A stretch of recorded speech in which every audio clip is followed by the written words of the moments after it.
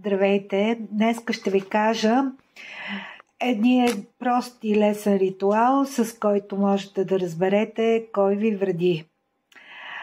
По този начин, с този ритуал, може да разберете и кой е този, който ви прави магии или по някакъв начин ви наврежда, може да ви урочасва, може да ви мисли злото.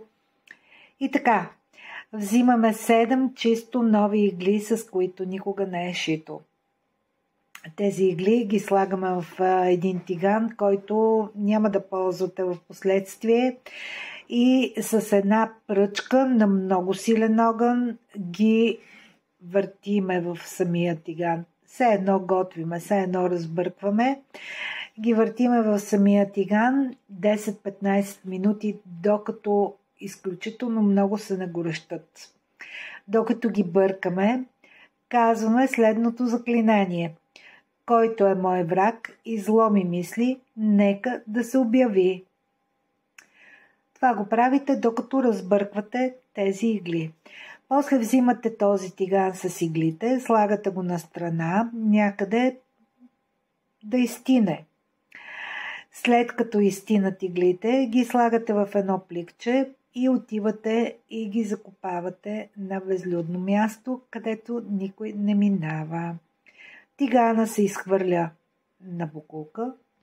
Разбира се, това може да не е тиган, може да е някаква стара тенджерка или нещо, което няма да ползвате.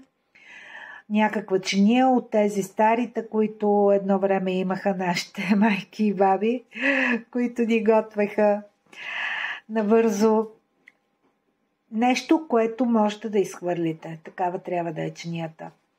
Или съдът, в който ще ги бъркате. Пръчката също изхвърляте на бокулка. Очаквайте до няколко дни вашият враг да се обади и да започне да ви задава глупави въпроси. По това ще разберете кой е той. Аз съм Майка Розали. Телефонът за връзка с мен е 08 78 313 005.